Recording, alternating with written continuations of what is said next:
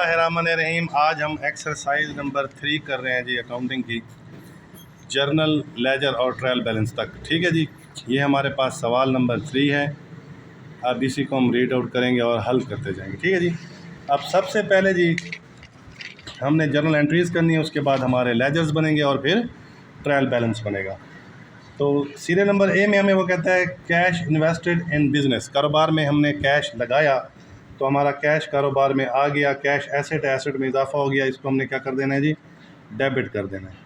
Cash कहाँ से आया, हमने कारोबार में सरमाया लगाया, तो उस कैश की मलकियत क्या है जी, इन्वेस्टमेंट है मालिक की तरफ से, तो मालिक की इन्वेस्टमेंट को हम कैपिटल के साथ क्या करते हैं, ज़ाहिर करते हैं। उसके बाद बी पार्ट में कहता है paid into bank. Paid into bank का मतलब है कि हमने डिपॉजिट कराया बैंक में। बैंक अकाउंट भी हमारा एसेट होता है, तो जब हम बैंक में डिपॉजिट कराएंगे तो हमारा बैंक अकाउंट क्या हो जाएगा जी, डेबिट, और कैश जो इन हैंड था उसमें क्या हो जाएगी, कमी, वो हो जाएगा क्रेडिट। यानी कि एक एसेट में इजाफा हो रहा है उसको डेबिट कर रहे हैं, और जिस एसेट में कमी हो रही है उसको हम क्रेडिट कर रहे हैं। उसके बाद जी सी पार्ट में कहते हैं purchase merchandise and payment made by cheque ₹2000। तो परचेज़ हमने जब मर्चेंडाइज़ करनी हो तो उस वक्त हम लफ्ज़ परचेज़ का इस्तेमाल करते हैं। परचेज़ हमेशा डेबिट होती है। बैंक के थ्रू हमने पेमेंट की है तो बैंक अकाउंट को क्रेडिट कर देंगे, और अगर कैश जो हमारे इन हैंड था वो अगर पे करते तो हम परचेज़ डेबिट कर देते और कैश को क्रेडिट। यहाँ हमने बैंक को क्रेडिट किया है। उसके बाद है G D, paid carriage in cash. Carriage हमारा जैसे सामान हमने परचेज़ किया है और उसको हमने लोड करवा के जो है ना अपनी फैक्ट्री तक या जो हमारी शॉप है वहाँ तक लाने के लिए जो किराया भरते हैं लारी वगैरह का, उसको हम कैरेज कहते हैं। कैरेज हमारा ख़र्चा है, डायरेक्ट एक्सपेंस है, तो हम लिखेंगे carriage expense debit, cash credit. Amount हम ले लेंगे कितनी जी, 500।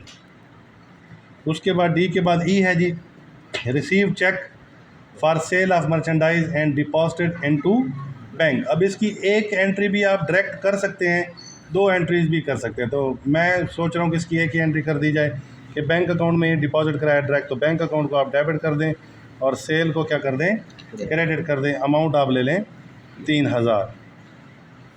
उसके बाद आपकी एफ़ है जी, पेड रेंट बाई चेक। तो रेंट हमारा ख़र्चा है, कोई भी ख़र्चा हो वो हमेशा डेबिट रहता है, तो रेंट एक्सपेंस हम क्या कर देंगे, डेबिट, और बैंक अकाउंट को क्या कर देंगे, क्रेडिट, क्योंकि पेमेंट हमने चेक के थ्रू की है तो बैंक अकाउंट हमारा एसेट है। जब चेक के थ्रू पेमेंट करेंगे तो उसमें क्या हो जाएगी, बैंक बैलेंस में कमी हो जाएगी, तो एसेट में कमी क्रेडिट कर दिया जाता है। जी एंट्री हमारी है जी, drawn from bank for the office use. जैसे जमा कराए थे पैसे, बैंक डेबिट कैश क्रेडिट, इसी तरह जब निकलवाएंगे तो कैश डेबिट, बैंक अकाउंट को क्या कर देंगे, क्रेडिट कर देंगे।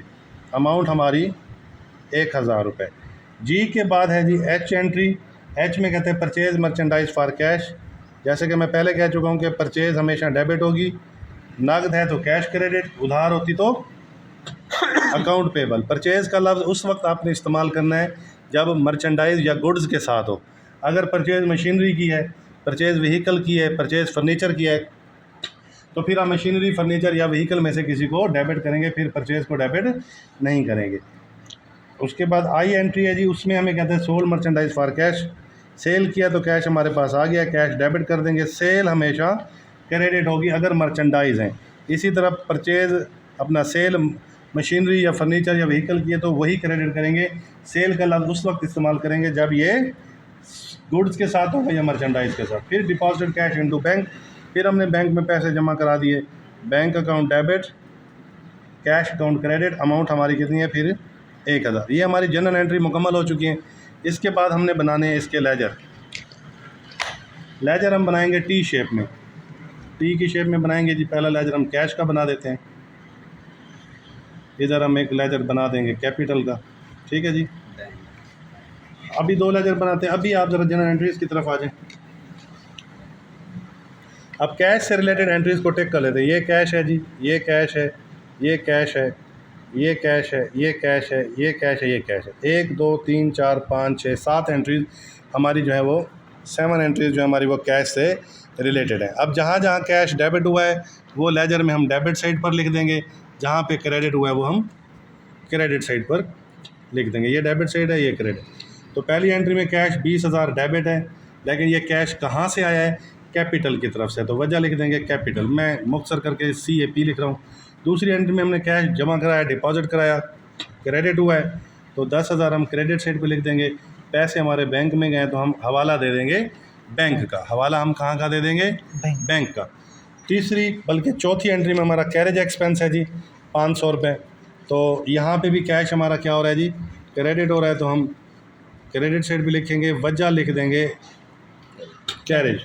उसके बाद हमारा जी एंट्री है, फिर हमने पैसे निकलवाए हैं बैंक से 1,000 रुपये, तो 1,000 हमारे डेबिट साइड पर आ गए और वजह हम लिख देंगे बैंक।